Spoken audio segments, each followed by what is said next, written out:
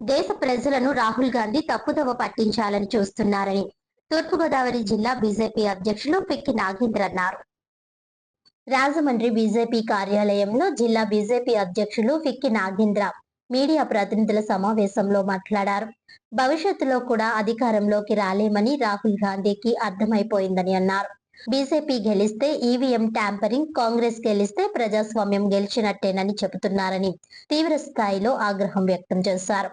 దేశ ప్రయోజనాలే ధ్యేయంగా ఎన్డీఏ కార్యకర్తలు పనిచేస్తున్నారని వివరించారు. రాజ్యాంగాన్ని నిజంగా అవమానించింది రాహుల్ గాంధీ అని ధ్వజమెత్తారు. అంబేద్కర్ కు భారతరత్న ఇవ్వడానికి ఎందుకు 27 సంవత్సరాలు పట్టిందో రాహుల్ గాంధీ సమాధానం చెప్పాలని డిమాండ్ చేశారు. గాంధీజీని అడ్డం పెట్టుకుని కాంగ్రెస్ పార్టీ దోపిడీకి పాల్పడిందని ఆరోపించారు. గాంధీజీ గురించి, అంబేద్కర్ గురించి, రాజ్యాంగం గురించి మాట్లాడే హక్కు కాంగ్రెస్ పార్టీకి లేదన్నారు. పెట్రోల్, గ్యాస్ ధరలు ఎన్డీఏ హయాంలో కంటే యూపీఏ హయాంలోనే ఎక్కువగా పెరిగాయని అన్నారు. అనపర్తి ఎమ్మెల్యే నలిమిలి రామకృష్ణారెడ్డిపై చేస్తున్న ఆరోపణలను తీవ్రంగా ఖండిస్తున్నామని అన్నారు. శాసనసభ్యుగా ఉన్న వ్యక్తి ఎక్కడైనా ప్రెస్ మీట్ పెట్టి మాట్లాడవచ్చు అని ఆయనకు తెలియనట్టుంది. ఎందుకంటే ఎమ్మెల్సీగా పోటీ చేసి డిపాజిట్లు కూడా కోల్పోయాడు కాబట్టి ఒక శాసనసభ్యులకి పరిమితి అంటూ ఉండదు. ఎక్కడైనా ప్రెస్ మీట్ పెట్టి మాట్లాడే అధికారం ఒక శాసనసభ్యులకు ఉంటుందని ఆయన తెలుసుకోవాలి. ఎందుకంటే ఈరోజు మనం చూస్తున్నాం, మన రాష్ట్రంలో జగన్మోహన్ రెడ్డికి ఏది తెలియక, అవగాహన లేక పిచ్చి పెట్టినట్టు మాట్లాడతారు. ఆయన్ని దృష్టిలో ఉంచుకుని ఈయన కూడా ఒక శాసనసభ్యులకి అనపర్తి నియోజకవర్గమే పరిమితి, అక్కడి నుంచి పరిమితి లేదన్నట్టుగా మాట్లాడుతున్నారు. ఎందుకంటే 2019లో తెలుగుదేశం పార్టీకి ఉపాధ్యక్షులుగా మా రామకృష్ణారెడ్డి గారు చేయడం జరిగింది. అక్కడ ప్రతి నియోజకవర్గం నుంచి కూడా ఆయన మాట్లాడడం జరిగింది. ఇప్పుడు భారతీయ జనతా పార్టీ, ఎందుకంటే కూటమిలో భాగంగానే రామకృష్ణారెడ్డి గారు బీజేపీ తరఫున పోటీ చేయడం జరిగింది.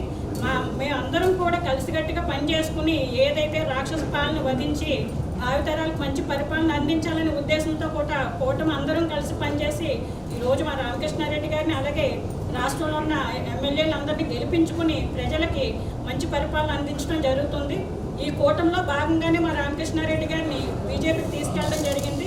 దానిపై అందరం కూడా ఎంతో సంతోషంగా ఆయన కూడా మేము పనిచేసుకోవడం జరుగుతుంది. ఎందుకంటే మాది ప్రతిపక్ష పార్టీ కాదు, అలాగని వేరే పార్టీ కాదు, కూటమిలో భాగంగా పోటీ చేసాం. ఒకసారి మీరు కూటమి సభ్యులు ఎంతమంది ఉన్నారు, ఎలా పోటీ చేశారు అన్నది కూడా ఒకసారి తెలుసుకోవాలండి. ఎందుకంటే ఆంధ్ర రాష్ట్రంలో ఎక్కడ కాంగ్రెస్ పార్టీ ఉనికి అనేదే లేదు. కాంగ్రెస్ నాయకులు కానీ కార్యకర్తలు కానీ లేరు. ఈ రోజు ఆ ఉనికిని చాటుకోవడం గురించి సత్తా ఉన్న నాయకుడు మా రామకృష్ణారెడ్డి గారు. ఎందుకంటే 2019, 2024 మధ్యలో కూడా అనేక పోరాటాలు చేయడం జరిగింది. ప్రజా సమస్యల దృష్ట్యా అయితేనో, అవినీతి పైన అయితేనో అనేక పోరాటాలు చేసి స్టేట్లోనే నెంబర్ 1 లీడర్గా ప్రతిపక్షంలో ఉండగా కూడా ప్రూవ్ చేసుకోవడం జరుగుతుంది. రామకృష్ణారెడ్డి గారిని అంటే నాకు పబ్లిసిటీ పెరుగుద్ది, ఈరోజు జిల్లా వ్యాప్తంగా నేను పబ్లిసిటీ అవుతానని ఈ టీకే విశ్వేశ్వరరెడ్డి గారు రామకృష్ణారెడ్డి గారిని అనడం జరిగింది.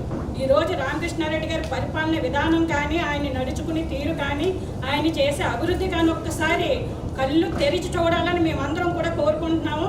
ఎందుకంటే బీజేపీ, మన చంద్రబాబు నాయుడు గారే బీజేపీలోకి వెళ్ళమని చెప్పడం జరిగింది. ఈరోజు మోడీ గారు, అమిత్ షా గారు కూడా ఆయన ఎంతో గౌరవించడం జరుగుతుంది.